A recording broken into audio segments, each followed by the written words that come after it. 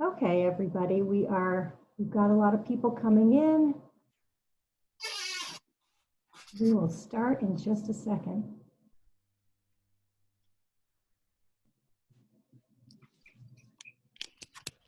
Hello. Hey, Maddie, how you doing? Doing well, doing well. How are you? Yes, we're good.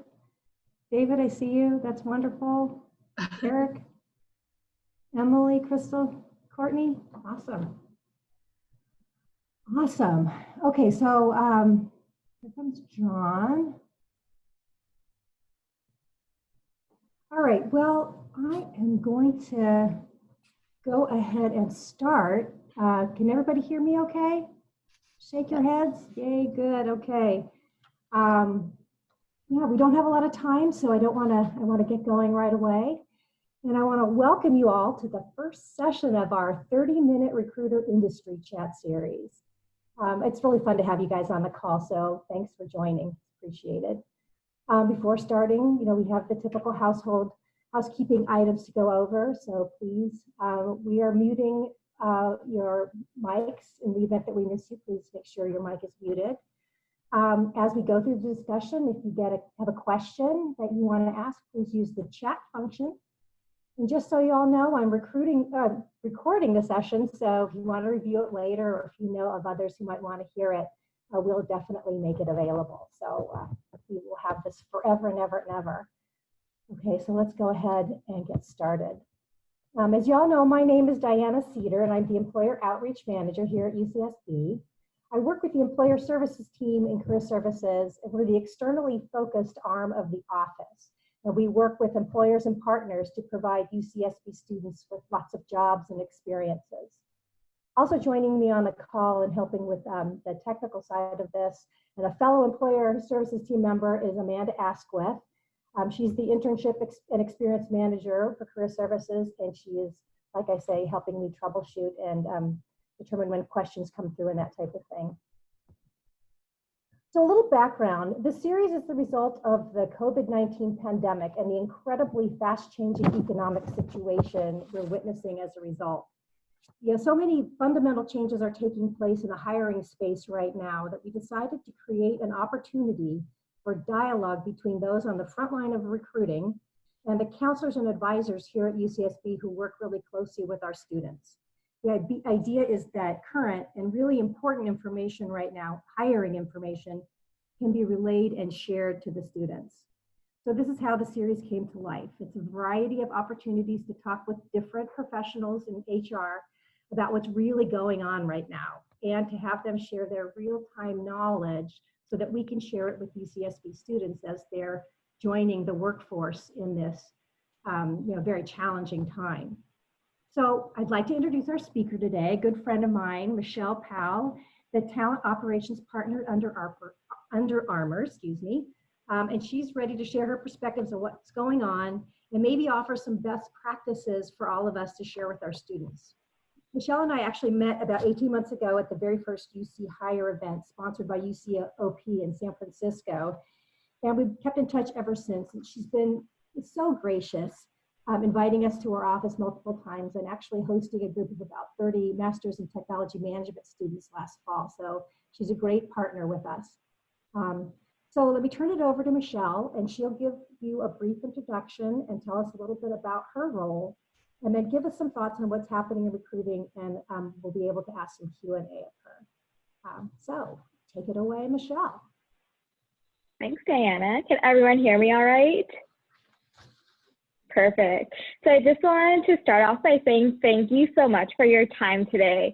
And the uncertainty that we're facing, there's a lot of competing priorities that all of us have. So I do appreciate your time just to connect with me and getting the opportunity to hear your questions and provide at least Under Armour's perspective. I'll share a little bit about myself. So as Diana mentioned, I work at Under Armour.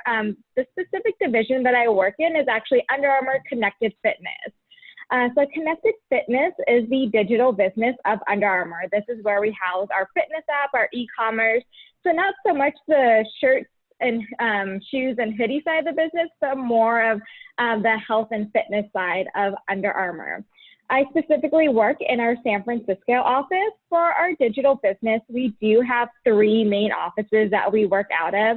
San Francisco hosts a nutrition fitness app called MyFitnessPal. So that's where most of the technical development happens for MyFitnessPal here in San Francisco. We also have another office in Austin, Texas, where we're focused on another mobile app that you might have heard of called Map My Run. And then the third office our digital business runs out of is Baltimore, Maryland, which is Under Armour's global headquarters. As a whole, Under Armour is really focused on its people. Under Armour's mission is really just to make our athletes and teammates better. And in today's current state, we aim to provide the right opportunities and resources to do that for our teammates and for our customers. Great. Thank you very much for that. So why don't you set the stage for us and tell us what the landscape was like at Under Armour in the winter and spring, with planning for winter and spring recruiting, and then what is it like now? Yeah, that's a great question. So in the winter and springtime, our talent team was very heads down, busy with multiple roles, creating strong pipelines, mostly through outbound messaging. I was on calls every single day with candidates. My hiring managers were overwhelmed with the number of phone calls that they had to connect with candidates. And we actually had a lot of candidates turning us down for competing offers. So it was a really busy time. Today, we're easing out of a hiring pause, and we're seeing a lot of those candidates actually reach back out to us saying that the offer that they originally took has been rescinded. They're seeing that after a month of starting a new opportunity that they were laid off. So we're seeing a complete drastic change from a few months ago to what we're seeing now. And what's really unique for Under Armour, at least, is in the winter, our team, the HR team meets and we go over kind of just a head count of what type of attrition that we'll see in March.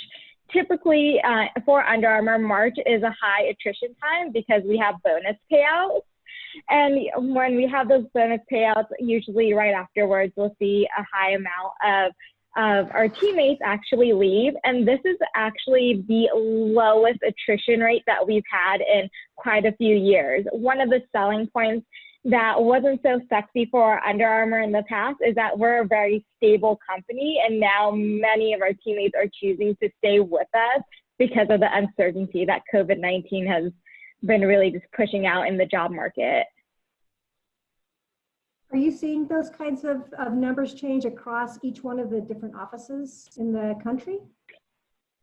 Yeah, so we're seeing that pretty consistently across all our offices. Under Armour is a global company, so it's not even for our San Francisco, Austin, and Baltimore offices. We're also seeing this for our Hong Kong, our Amsterdam, all of our global offices outside of the US. So throughout all of this, what was the messaging coming from your central headquarters about how you all should proceed and that type of thing? Yeah, so the cornerstone of Under Armour is providing transparency to our teammates. So our leadership was very transparent on the decisions that they're making about why we need to slow down on hiring, what's happening in terms of just knowing that we're going to hire again. I think you'll see a lot of trends right now, especially like on LinkedIn, you'll see posts of a lot of people being laid off, especially on the HR and talent acquisition side, which can cause some fear for a lot of people. But I think the biggest thing that Under Armour was able to kind of message out to us is that we are going to get to a point where we're going to hire again. We're not going to let go of all the hard work that we put in the past months and then start from scratch. So knowing that this is really just more of a pause and we're going to have some setbacks, but we're not going to start completely on a blank sheet of paper. How was your internship program impacted all that much this year? Did you have to go remote? How did that work out? Yeah, so this is definitely near and dear to my heart. I work very closely on Under Armour's internship program. So we made the very difficult decision to cancel our 2020 summer rookie program. We call our interns rookies, just to go with the whole sports theme. But guided by the stay-at-home orders throughout the country, travel restrictions, and keeping the health and safety of our teammates, we came to the conclusion that hosting the program was not going to be feasible this summer. Again, one of the cornerstones of our internship program is the collaboration component. And we really sat down and took a look. If we weren't able to provide this collaboration piece, we felt that we were robbing the students of the authenticity of Under Armour. And one of the really strong key points that's needed to succeed as a teammate at Under Armour. So although we are canceling the 2020 program, this year's rookies that were selected, including graduating seniors, do have high priority for the selection process for our 2021 rookie program. Along with that, we extended our existing professional development resources and tools to these students as well. And we also extended our corporate discount to the students. So what were some of those training programs you just mentioned that you were offering up to them? Maybe you could tell us a little bit about those. Yeah, so one of our professional development programs is called our Under Armour Career Coaching Network. So this is something that is invite only, and what happens is the students are invited, they have access to the repository of all Under Armour teammates. And if they are curious to know about, let's say, product management, they can find someone at Under Armour that specializes in product management and set aside time to connect with them. So those are some of the tools that we're providing. Along with that, our hiring managers that have hired these interns have also given them access to their team to say if there's any projects or maybe even like something that can help out from an academic standpoint. Our team is willing to help these students out for any type of like final projects, graduating projects that they might have. That's really nice. Yeah. So what do you see as the plan going forward? Are you, if you could look at a crystal ball, what do you think your fall recruiting looks like? And what do you think, you know, I know you sort of mentioned your plans for the interns for next summer, but what's the word from Under Armour HQ about what things look like? Yeah, so going forward, we're definitely going to get back to a strong hiring track. Our team is definitely seeing a change in the job market.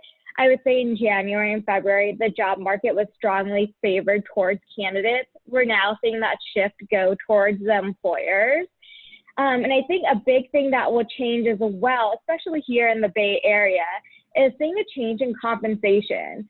At least here in the Bay Area, we see quite a few candidates. They're asking for incredibly high salaries, somewhere around the range of like $200,000 to $300,000. And with this job market becoming incredibly tight, I'm expecting companies to see a little bit more restriction on those compensation packages. We're not going to be able to probably provide, you know, these crazy numbers out there to match what like Google's and Facebook's and Airbnb's have. So that's also something that we're expecting to see a shift in. In the fall, we're optimistic though that our hiring plans are going to get back to on track. But realistically, we might have to cut an opening or two just to help recover the traumatic effects that we've had through COVID-19. Yeah. Well, I wanted to get back to the HQ for a second, because you know you're talking about the dramatic effects that COVID-19 is having. But would you say a little bit about what Under Armour did in response to COVID-19 that you, as a company, uniquely could do? Yeah, so that's a great question. Like I mentioned earlier, Under Armour's mission is to make you better. So we've explored quite a few different options on just how do we help our teammates and the community. So there's a few points that Under Armour has worked through in a few different locations. So Under Armour has currently pivoted our business to create 100,000 surgical masks on a weekly basis. And those masks are all made by our corporate teammates in Baltimore, Maryland. We're also creating face shields and fanny packs. These masks are serving healthcare workers at LifeBridge Health, Johns Hopkins Medical, MedStar. So we are making sure that they are going to the people that need them most. In March, we actually announced a $1 million donation to Feeding America to help support hunger relief as a result of school closures and quarantines. These donations were focused on reaching cities where our Under Armour teammates live. So those are mostly impacted in areas such as Baltimore, Maryland, San Francisco, California, Nashville, Tennessee, Austin, Texas, and Portland, Oregon. And along with that, we announced a 30-day Healthy at Home fitness challenge through Map My Fitness and MyFitnessPal. And what this challenge does is when a user joins, Under Armour donates up to $1 million in combination of monetary donation and product support to Good Sports. And this organization helps youth leagues have the resources to win and keep those youth programs going. So lots of different ways that we're looking to help out the community. That's awesome. That's awesome. I think at this point, why don't we open it up for some Q&A? If anybody would like to ask some questions of Michelle.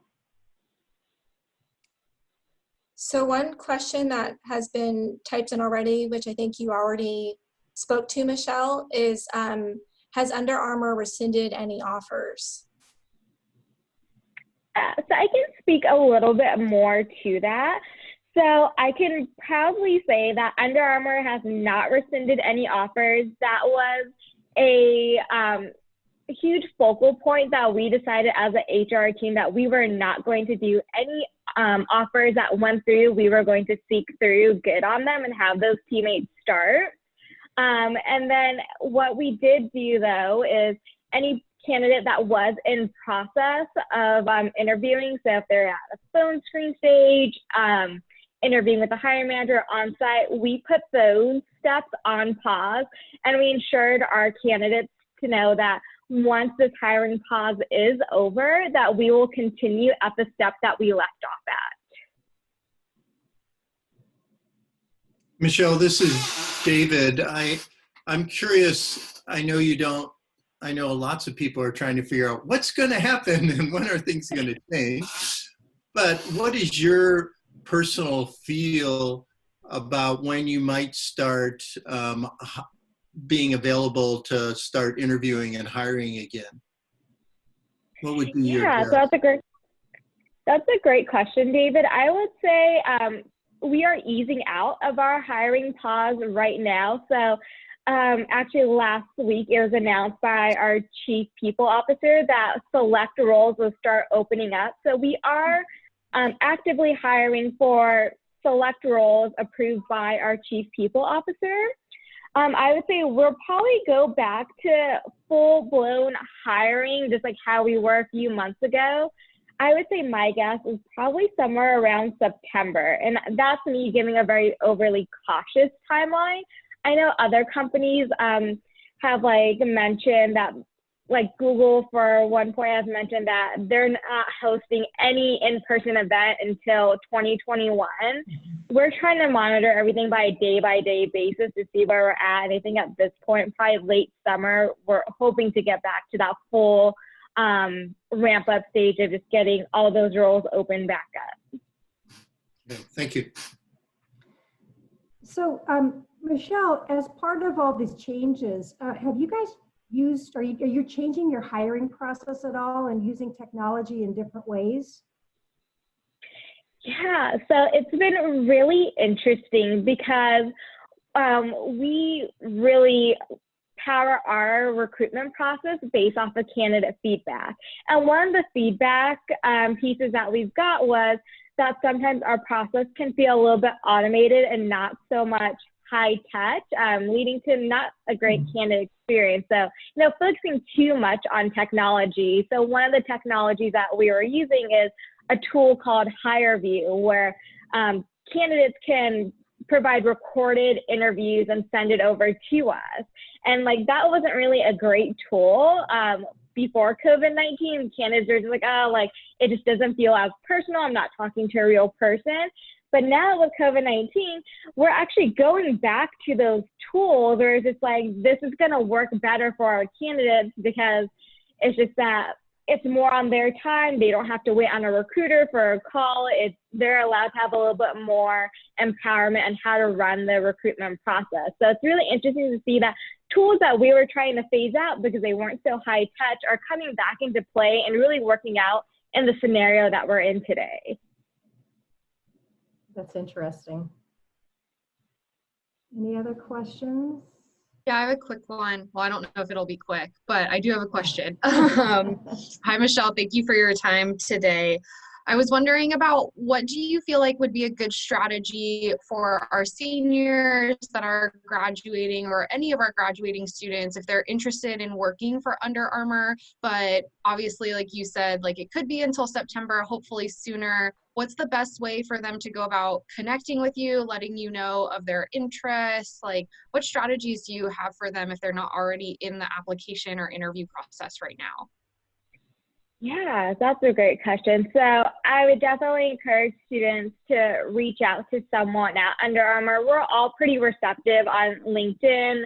If you can like find our emails. I've had a few UCSB students reach out to me in the past, which has been great. And I think what's really important to know is for them to have their expectations managed. This is going to be a slow game. And unfortunately, it's going to be a really competitive game now. So I think setting those expectations is going to be key for students, and knowing that, even though they put in their application today and they might not hear back in September, like, it's there, we're watching it, like, we're just waiting, like, for the green light from the business to just move forward with it. So it's not that they're forgotten or anything like that. And I think what's really important now for students to know is just that it's going to be really tough out there, and they're going to hear a lot of no's. And I mean, interviewing, regardless if like the job market is great, it's tough, it's exhausting. Like, no one says that they love to interview. So just letting these students know that it's going to take time, like you're going to hear a lot of no's, but that shouldn't stop you. You still need to be determined, move forward. And I would really encourage students every time they hear a no to ask for feedback. Not all the feedback's going to be useful. Like, unfortunately, there's going to be times where they're up against another candidate that just had more experience or something else, and it's not going to be very useful, but it's always important to ask for that feedback so that way they can work on getting better for the next go around.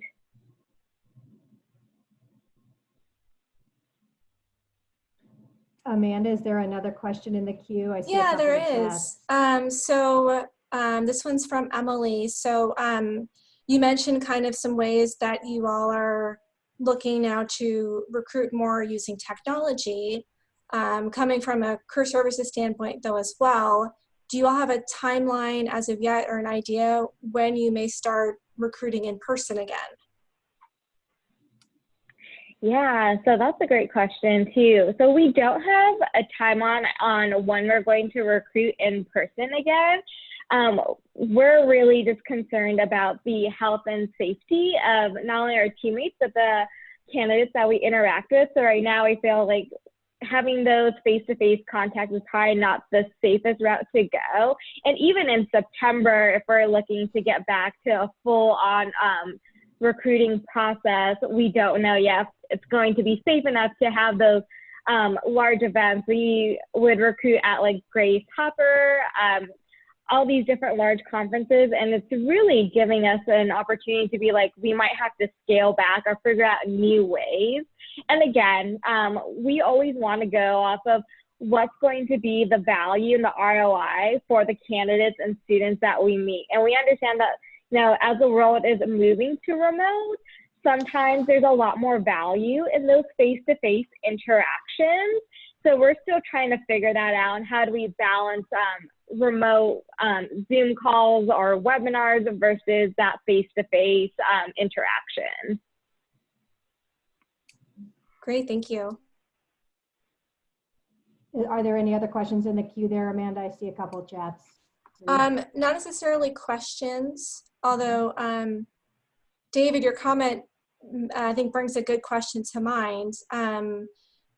During this time while we're all kind of working or learning at home, what do you recommend for students to do in the meantime if they maybe got an internship offer rescinded or having a hard time looking for a full-time position? What could be some other ways that they could continue to be engaging and build their portfolio?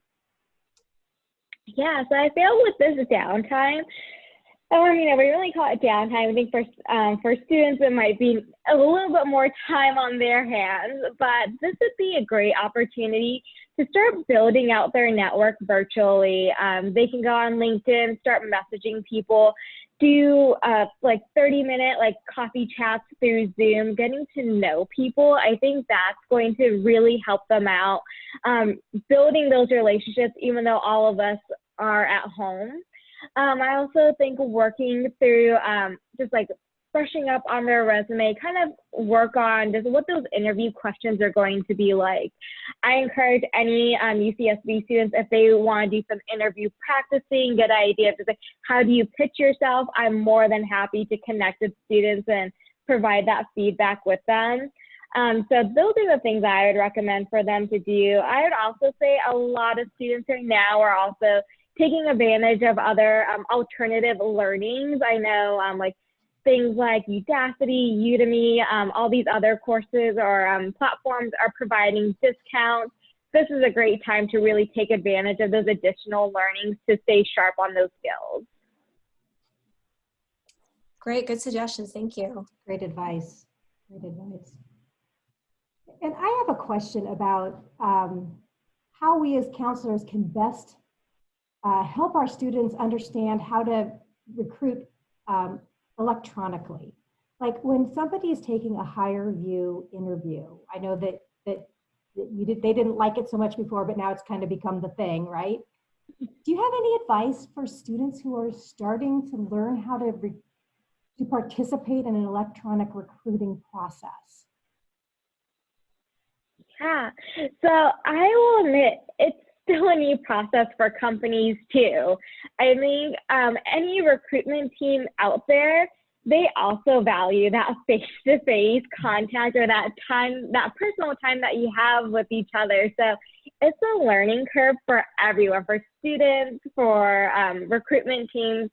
So I would say when it comes to interviewing virtually or just trying to connect to a role or an opportunity virtually, there's lots of things you can do. I would say the first one is those simple logistics and housekeeping items, like really making sure that when you're connecting with someone or it's a large webinar, like put yourself on mute, make sure you check your background, things like that, when you're doing those video interviews. I always feel that those little small things can always derail the interview, and it's such a shame because they're really non-issues. There's little things that don't really matter, but because it's a new mindset that people are in when it comes to interviewing virtually, it just takes a lot. I would also say, along with that, have a plan B ready. If say for some reason your internet goes out, have a phone number ready to go to call. Other things too, which I think is really exciting about just virtual interviewing, is a little bit bad to say, but it gives you more opportunities to cheat on an interview. So if you're gonna stumble, or if they're gonna ask you a question about something and you get so excited and you want to talk really fast in an interview, or you kind of blank out or freeze, this gives you an opportunity to just throw up a Word doc in the background of your laptop and you know exactly what to say. So it's able to help prepare you a little bit better. So again, those are opportunities that you probably wouldn't be able to have in a real life, not in a real life, but an on-site interview where you're in the room face to face with the hiring team. So I would say try to like have a little bit more stealth and fun with it. And I think the other part to it too is just let your personality really come through in these interviews. Like right now, we all get to see in each other's homes. You get to see like a little bit of just, where everyone is at. So making sure that, what you want to be seen across is really shown through that video perspective as well. Okay. Amanda, I see 6 items on the chat. Are there things we should be talking about? Diana, I know we're at time at the We're at moment. time. And it looks like they're comments Okay, for everyone to not see more so than questions. Okay, well, great. Well, so we'll go ahead and, respect everybody's time. So we'll end the session now. But Michelle, we thank you so much for taking the time with us today and sharing your thoughts about what's going on right now and the challenges that you're facing and the hope for the future. I found your perspective to be very positive. So that's great. And I wanted to thank Amanda also for all of her support during this session. And yeah, so thank you all. And we'll end the recording now. And if anybody wants to review it, please let us know. Thanks, everybody. Thank you, Michelle. Thank you, everyone. Bye.